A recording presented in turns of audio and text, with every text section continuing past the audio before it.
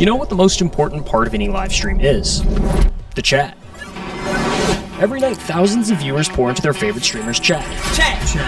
Together, they decide what games get played, what videos get watched, and the streamers who keep them entertained get paid.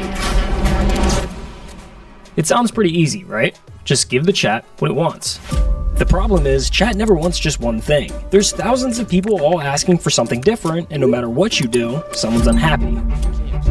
The biggest streamers learn to follow the majority and keep the party moving, because stopping everything for one unhappy viewer is the cardinal sin of streaming. You don't leave 10,000 people hanging over a single name in the chat. But what happens when the needs of the one are a matter of life and death? My girlfriend of 3 years took her own life in November of 2025. Losing my best friend and the person I love most in the world. I'm feeling like my life is no longer worth living, and I've been falling into a bad habit of drug addiction, leading me to on MDMA in December. I don't want to be here anymore. This is Joe Barts, and he's one of the only streamers that stops everything when someone needs help. Which I feel like is a really good thing he does. I understand like a lot of streamers that don't do it are thinking it's probably fake, and I don't want to give attention to this so more people are going to do it, because it's not a good thing to fake that. But I do understand why Joe does this, because like, it's actually amazing he does, because it's like he honestly probably has saved several lives doing that.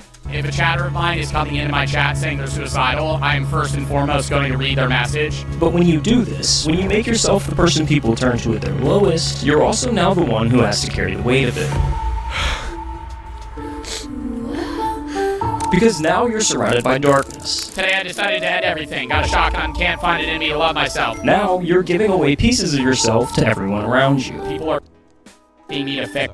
But like I feel like that is like, how crazy do you have to be going? Like how much of a thread would you be living on if you had to hold on to as many, like help as many people as Joe did? Like you're giving up, as he just said, giving a part of yourself to literally everyone.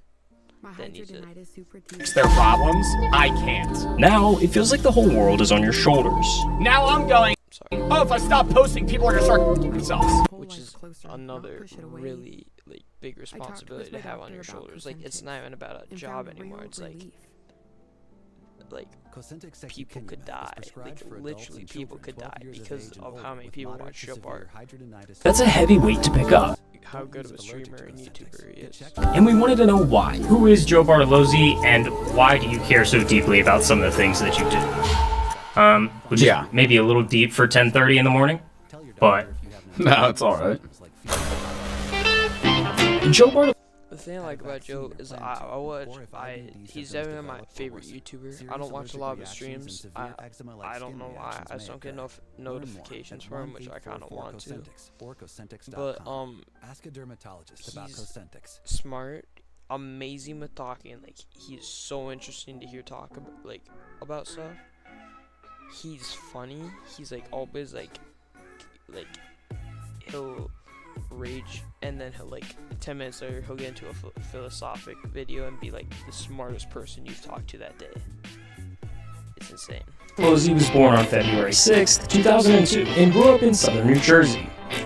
Joe wasn't the kid you have picked to become famous online. He was the small, quiet kid, the one getting picked last for everything. I was kind of like the lanky kid that didn't really know how to control his body, so that's why I was picked last. But by high school, things started turning around. He hit his growth spurt, got into lifting, and went from being the kid nobody picked to a legitimate athlete. So by 2019, Joe's a track athlete at a Catholic prep school in New Jersey, working part-time at a GNC, heading towards a completely new life. And then a Chinese tech company bought a dying lip-syncing app. TikTok is the latest app to capture the attention of teens and young adults across the world. A Chinese company called ByteDance bought the relatively dead app Musical.ly. They gutted it, rebranded it, and on August 2nd, 2018, TikTok officially hit the App Store. TikTok. Now, early on, TikTok was mostly just the same creators who came over from Musical.ly. So all of those cringy lip-sync videos and the reputation that came with them carried straight over. Going through your parents' divorce is more fun than going through TikTok. For a while there, TikTok as a whole was pretty cringy. Yeah, I used to get made fun of. But even with that reputation... Yeah, it's like, I feel like when I think of like people that went from like cringy TikTokers, streamers, you're gonna think of Joe Bart, Jason the Wing. those two. Like, have you guys ever seen the clip of Jason the Ween, like, going like this? Pretty much like looking like a frog. Yeah.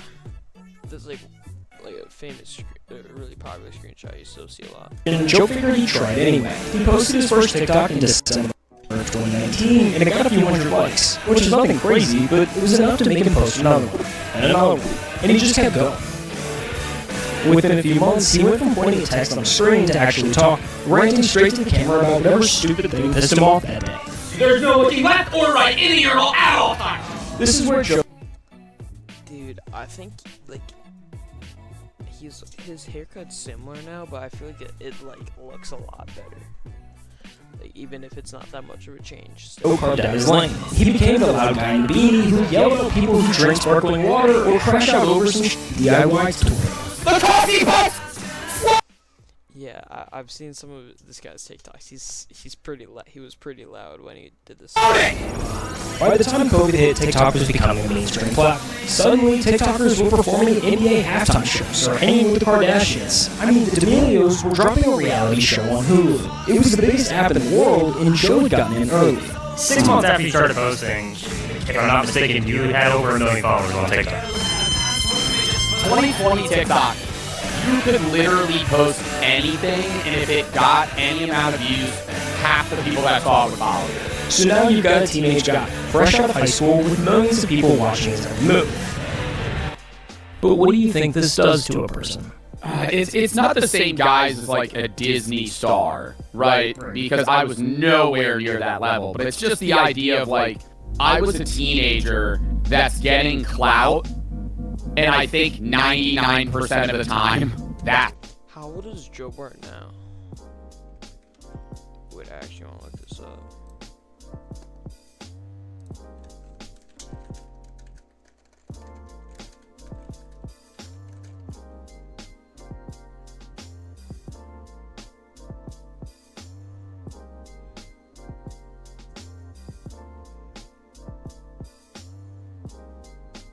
Joe Bartolozzi, 24 years old.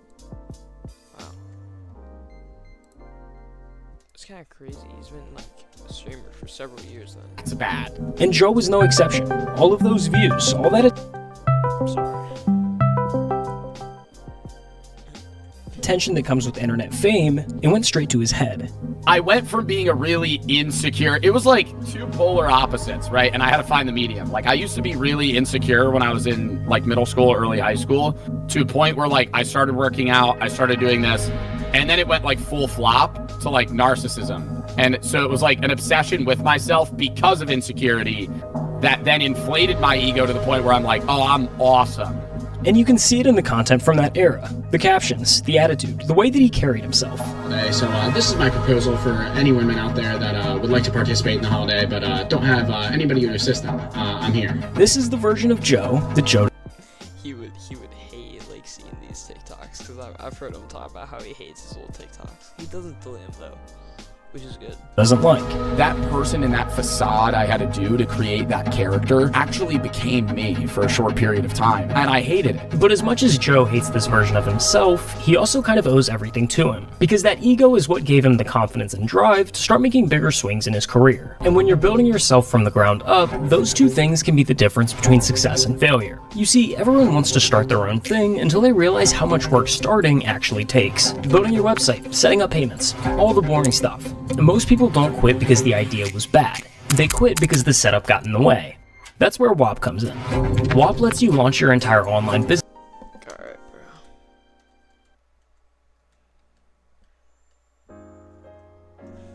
bro. To WAP.com today.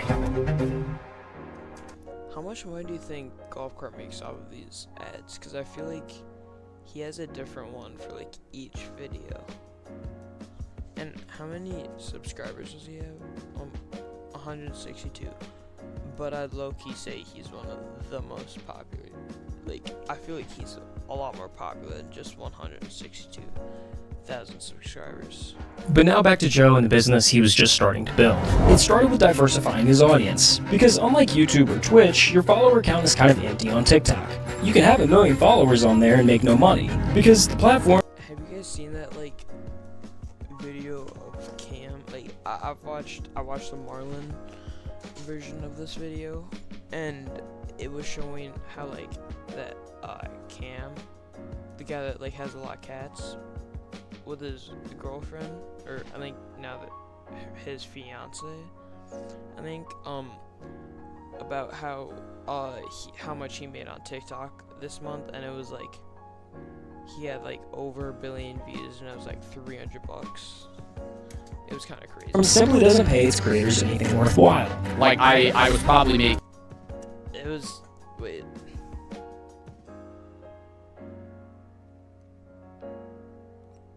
Sorry, it was 16 million. I don't know where I got 1 billion from. Like what, 10K a year? I was making less than minimum wage.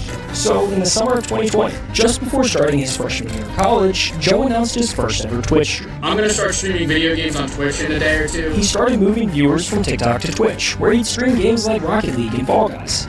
I got it! Then he'd take the best moments from those streams and post them to YouTube. By fall of that year, Joe was juggling multiple TikTok uploads a day, streaming on Twitch, making YouTube content, all while managing his classwork in college. What was the schedule like in college? There's so much going on. How do you manage that? It was a lot. Like, balance. I'm gonna just say now, I feel like Golf Cart has honestly taught me a lot about how to stream. Saying streaming and college sucked, but it was so doable. And I hate when streamers say, oh, I really needed to drop out to pursue streaming. Like, get the out of here. I was growing and in college the entire time. Thank you for 3 million followers. 4 million followers! By December, Joe cleared 5 million followers on TikTok. And just a few months after his first stream, Joe was pulling in nearly 1,000 average viewers on Twitch. How long do you guys think if I stay as active as I am now, would it take for me to be like, I'm gonna try and stay active for as long as possible. I want this to be my, like, I'm so committed right now. I know I'm still pretty new, but I'm so committed for this to be a long-term thing. How long do you guys think it would take for me to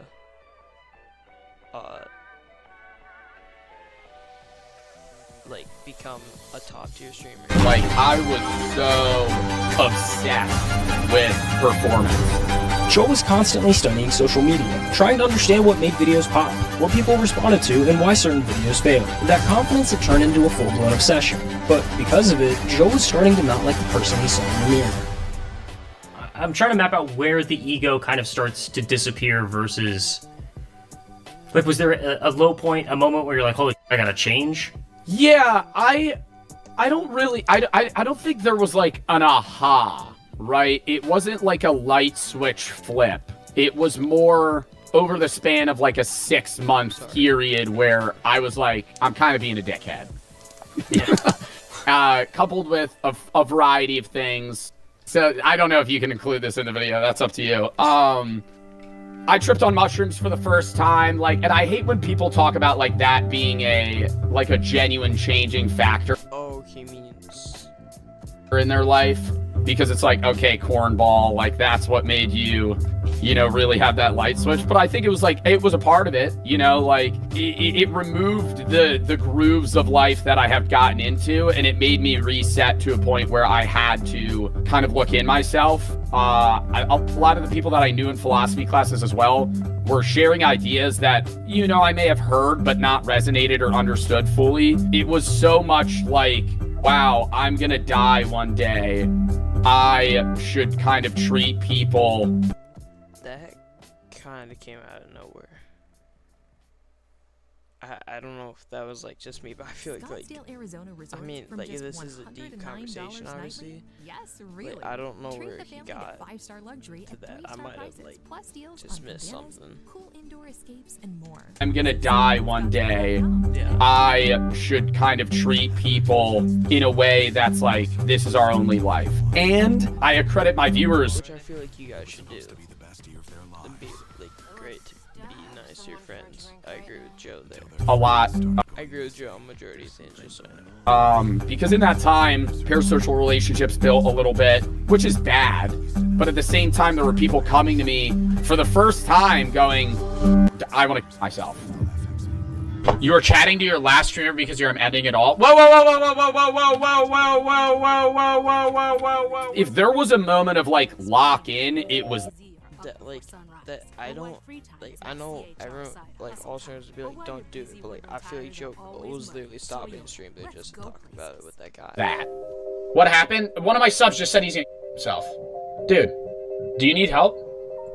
Because I was going, yeah, even though I'm 19, you know, there are people that actually look up to me in a way that's like, I need to be better. Life is the best thing that will ever happen. No matter how bad it can get, That's true. life is amazing. Now put yourself in that chair for a second. You're 19 years old. You started streaming to play video games, to have fun and make people laugh, and somebody you've never met just told you they're planning their own death. And out of everyone in their life, they picked you to tell. I feel like no one cares and I want to end it all. I have a date planned, so you'll probably never see me again. I want to say you make me laugh a lot. I'm going to kill myself October 2nd. No one will remember me. And this kept happening. Joe would go live, and sooner or later, somebody would show up in a genuine crisis, typing their darkest thoughts. Do you know how much pressure that would put on Joe? It does put on Joe With Twitch to be able to like talk someone out of it and stuff. Don't want to be a mood killer. I just want to say my family basically bullies me every day and I can't get them to stop. I've been thinking about suicide a lot. When Joe first started getting these messages from chatters, his initial response was the same as anyone with the hearts would be. He wanted to help. Both on stream and off of it, Joe took the time to talk with those viewers, getting to know them on a personal level and giving them real advice just like you would with a friend. You guys mean the world to me. If you need help with something like that, I can try my best. So that's why I'm kind of chilling or pausing the stream for the last like 15 minutes to talk about this, because that's important. But there's a harsh reality that all streamers have to learn eventually. Your viewers aren't your friends. They can't be. I have had probably 20 people come to me about themselves, like on live. The first 2 times it's happened, I have tried to like help them, and then it just I mean, sometimes though, it will be people trying to troll. ended badly in terms of them getting parasocial towards me and then non-stop coming to me. You see, the relationship between a streamer and a viewer is way more complicated than a normal friendship. When you spend hours watching someone through a screen, day after day, your brain starts doing something weird. You pick up their sense of humor, you learn their opinions, their moods, what makes them laugh and what sets them off. You come to know them the way you'd know a friend, except they have no idea you even exist.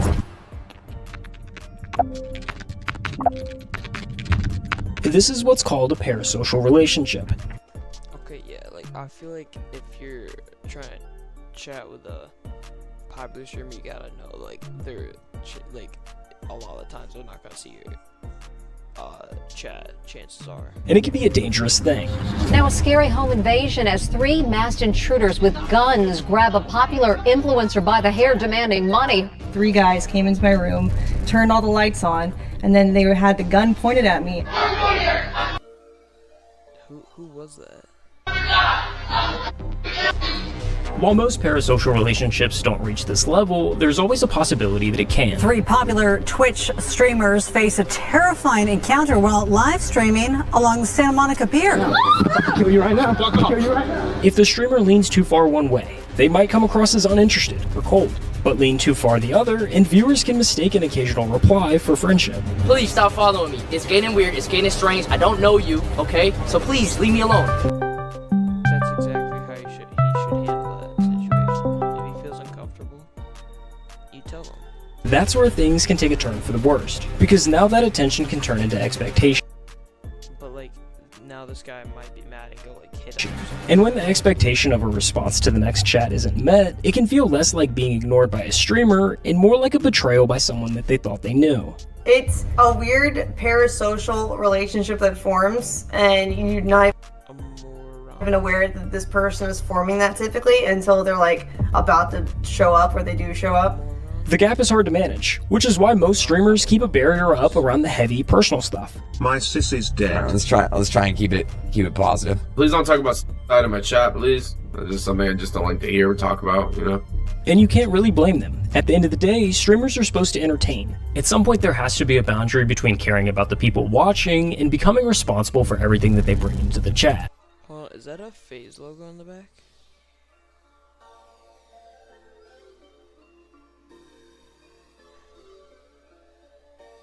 Is it? and it's like connecting the dots. That's cool. They become too attached to you, where they Because he does a lot of, like, explain streamers' lives. see you as an actual friend that they have. So I feel like that is kind of a boundary that you have to set as a streamer, but it's hard to gauge where that line is. Joe had every reason to draw that same boundary. He'd answered the heavy messages, taken conversations off stream, and learned what could happen when things become too parasocial. The first 2 times I helped somebody with like issues, they just kept messaging me, and then they like got upset when I stopped messaging them. So it's more so of that issue. But mental health meant too much to him. Ignoring somebody who might not make it. That makes it so hard for like popular streamers and stuff to like because you can't manage that many people along with like other stuff going on in your life when you're like that popular. Through the night was never a choice he could live with. After those early mistakes, Joe implemented 2 important factors that would eliminate those odd parasocial dynamics from coming into the picture. For starters, he removed any one-on-one interaction. All conversations with chatters were strictly held on stream from the Twitch chat. I've prepared to go, tired of waiting for things to improve. You are my escape. Thank you, dude. If you're saying you're gonna kill yourself, don't. I know this was 10 minutes ago. I hope you're still here. And second, but most importantly, he made the pivot from trying to be the help himself and became the middleman. Fine if you're depressed and you want to come to me for advice, but when it comes to the gravity of seeking an expert is better than seeking Joe Bartolozzi, a Twitch streamer, TikToker. That's true. Like you should go to a therapist if you're battling like mental depression. You should always go to a therapist, no matter what. Like, you shouldn't be talking to Joe Bartolozzi, you shouldn't be talking to Stable Ronaldo, you shouldn't be talking to Jason the Ween, you shouldn't be talking to Marlon, you shouldn't be talking to, like, Kai Cenat, whatever. You should be going to a therapist, a professional, someone that is actually trained to do that for their job. You know what I mean? For those who came into the chat looking for help, Joe was there to give them a few encouraging words and push them in the right direction. I've had not so good thoughts, if you know what I mean, and listening to your advice and others has helped me even during those hard times. If you ever have thoughts, reach out to somebody, genuinely. Go to a therapist, psychiatrist, talk to somebody that can help you. It's not the answer. Like, there's only so much I'm able to do as a creator, especially seeing that I don't know the person, so that's why I try to do the charity streams.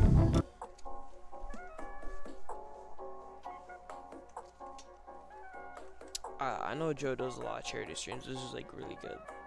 That's what I was gonna say, I'm sorry. For, like, you know, 988 or AFSP.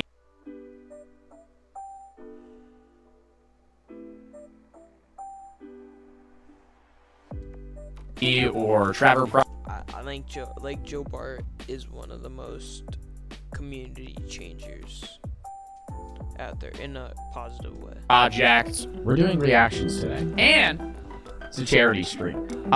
We raised $2,700, which was matched 3x by the Melinda Bill Gates Foundation. So dub in the chat for that. Goes to a good cause, saving lives. And for a while, this worked pretty well.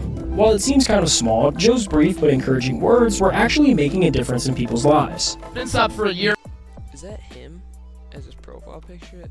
Oh yeah. For now, and I want to say thank you for helping me through this past year with having to deal with my grandpa's suicide and my own personal problems. You're definitely my favorite top streamer, and I hope you never stop.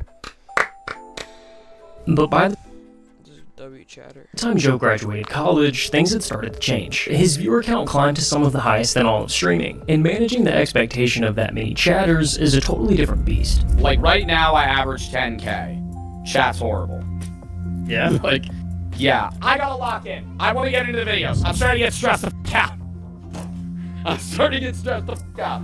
I could tell this was gonna happen at the start of stream when I got like 9 messages just unloaded onto me. With this many viewers watching, Joe found himself caught between 2 groups that wanted completely different things from him. Because on one hand, some viewers felt that he wasn't doing enough to help.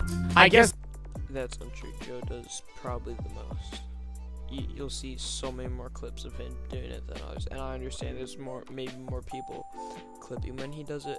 I still think he does it the most. Even my favorite streamer doesn't care about me. Lame comment. I have 5,000 people in my stream that are spamming right now. I'm also playing a video game, and then I don't respond to you, and you pull this guilt trip here. But on the other hand, there was a totally different see, that's not like hate. That's like explaining and like get into an aggressive conversation. Not over aggressive, just like not yet an argument, but like past like conversation of just going back and forth talking about whatever. Group of viewers that were tired of the stream constantly stopping. Jesus, dude, I like watching your streams, but when you go on rants like this, that's all you do all the time. That's annoying. Play the game. Do me a favor and never watch me again. Do me a favor and go f*** yourself. No matter what Joe did. Okay, that was a little too aggressive. Like, I understand. Like, the never watch me again thing, yeah. The second one's a little too... But that's also like who Joe Barts is. Sometimes they'll just go crazy for no reason. And the messages were starting to get more demanding. Early on, people would briefly mention that they were struggling, and Joe would offer a few words of encouragement. Now they wanted more. Like every stream, it's been getting more and more and more and more like involved, where people are genuinely asking me to fix their problems. I can't. I'm sorry. But the hardest part was figuring out who genuinely needed help and who was only looking for attention. How do you balance keeping everybody happy and then also sorting through people who are just doing it for attention? I mean, that's the struggle. Because I'm a suicide prevention advocate, that is an avenue that a lot of people use to manipulate their way into being noticed. Which is a horrible thing to do. A horrible thing to do. Speaking to me on stream. And so, yeah, if there's 10 chats saying they're suicidal, 6 of them are fake. That makes sense. That's true. Because I do so much mental health advocacy, the amount of people that come into my chat and fake being suicidal is absurd. I had one chatter that came in and they say, hey, I'm the mother of so-and-so. He took his own life. I just wanted to let you know you were his favorite streamer. I'm sorry that he took his life. I don't really know what to say. Yeah, I feel like if this ever happened to me, I'd have such a hard time like knowing what to say. Sorry. That's I think it's, how do you say it? It's like dropping a bomb on someone, something like that. I'm sorry. I hope you're all right. I'm sorry for the loss of your son. Come to find out, they come back a month later and they're like, my brother typed that, band is blocked him. You're the chatter? I knew that, bro. I'm banning you, man. That's fucking weird as shit. This leaves Joe stuck making a decision. That's a good ban. That's a reasonable ban. And it's difficult to get right. If I'm being honest, I think a large portion of people that come into my chat and say stuff that's suicidal are lying. But I have to treat them all as if they're real because you'll never know which ones are real and which ones are fake. Then I could, on an off chance, not take somebody seriously that is serious. And that's the worst thing you could do. Ignoring the wrong message could have serious consequences, but responding to every message was impossible, and the pressure of trying was beginning to wear him down. How would you do this every day as a job? I feel bad, and I've talked about this. It's like, I wish I could help, but like sometimes I can't, you know? Like there's only so much I'm able to do as a creator, especially seeing that I don't know the person. But there's one message that weighs on Joe the most. It's one that he's heard over and over again, that for some viewers, he's the only reason that they're still alive.